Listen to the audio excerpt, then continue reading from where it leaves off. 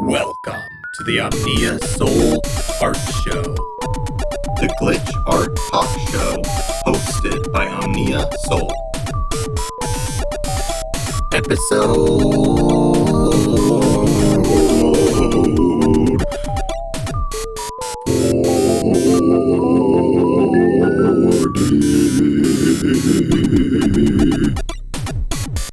Jason and the Alaskan Blues.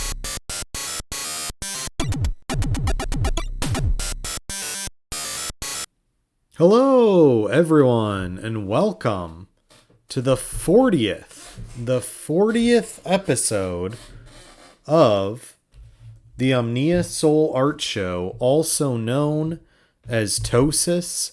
I am your host, Omnia Sol. Welcome to the show. I cannot believe we have made it 40 episodes. My goal is to keep it going for forever, but when I started the project, I wanted to force myself to not quit until we got to 100 episodes. 100 episodes that I could look back on that existed as a glitch art podcast, it's not really a podcast anymore, glitch art time capsule of my art that I could look back on that captures this moment in time when I was creating this glitch video art, this circuit bent art. And let's see. It is the 40th episode. It is we made it to 40. I can't believe it. I can't believe it at all. The theme of the episode, I wanted to kind of look back all the way back to the first ever episode that we did, which was, I believe, let me check the date. It's November 17th when I am recording this. But I believe that the first ever episode of TOSAS, at least in its current incarnation as a YouTube show, it looks like the first episode was published on November 23rd. So it had almost been a year of TOSAS. And I think that's pretty incredible. I think it's pretty incredible that we have made it to 40 episodes. So I wanted to go back to basics in a sense of, although I have a lot of equipment now, a lot more equipment than I did when I first started the show, I also have a lot of more, I don't know if expertise is the right word, but knowledge about what I'm doing, about the type of art I'm making, about techniques to make the type of art that I want to make, especially when in terms of making it look good. So going back to basics with using the first circuit bender I ever used on this show, the Fluxus Duo by BPMC. And back in the old days, it's a dual input and single output. So it works with a dirty mixer to, my computer is like making a super annoying fan sound. I'm going to try to fix that real quick. Okay, I turned down the video resolution for playback. Hopefully that helps the fan cool out a bit. But anyways, when I first used the Fluxus Duo, the first very episode, I was glitching some nature tapes, and I only had one VCR at the time, and I was only using one input, one output, and not taking the Fluxus Duo to its full potential, using two inputs and one output, not utilizing the dirty mixer. And also on top of that, it was such a learning curve to try to figure out how to rescan the TV to film off a CRT TV without having too much flickering, without having the bands of dark color across the screen, and also to like capture the individual cells to really make that aesthetic work.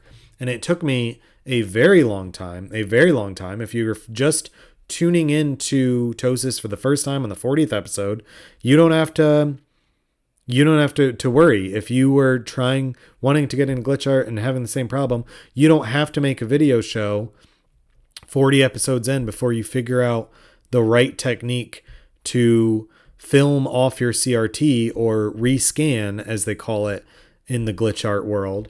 Rescan your CRT. The biggest help that I found is I tried to get a camera with adjustable frames per second and ISO, but a lot of the DSLR cameras out there on the market are really shitty and only give you a certain amount of features, and you still end up with the bands of color going across the screen. Whereas the iPhone, there is a DSLR camera app that lets you adjust, looks pretty good.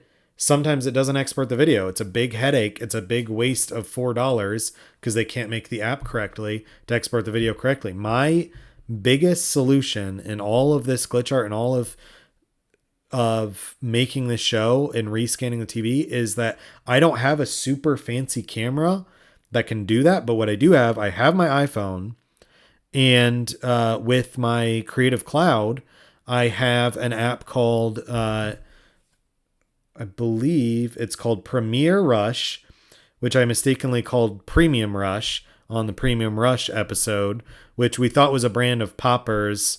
But I believe the brand of poppers is just called Rush, and maybe Extra Rush. I think there's also other poppers with the name Rush, but it wasn't Premium Rush. That's like a Joseph Gordon-Levitt movie. But anyways, Premiere Rush, setting the ISO as far down as I can, setting the frames per second to 30 frames per second. If you compare the video of today's episode with the video of the very first episode, TOSAS number 1, TOSAS Rhymes with Gnosis, compare those videos and see if you notice a difference in quality. I think you will. I think we have progressed quite a bit here on the Omnia Sol Art Show to bring you the best possible glitch art talk show ever. I don't want to say it's the best glitch art talk show ever, but it is the best glitch art talk show that I can possibly make. And I think we've progressed a lot. I think the video's gotten a lot better, and I'm really proud of it. Second thing I want to say is that I was calling it a podcast for a long time, a glitch art video podcast, but then I wasn't sending out to any podcatchers. I wanted to focus on the video, so then I was calling it a glitch art video talk show. But calling it a glitch art video talk show seems redundant because you're already watching the video. You know it's a video show. That'd be like calling the Tonight Show the Tonight Video Show. There's no need. You know it's a video show. So TOSAS, the Omnia Sol Art Show, a glitch art show. No, a glitch art talk show. A glitch art talk show. That's what you're watching right now.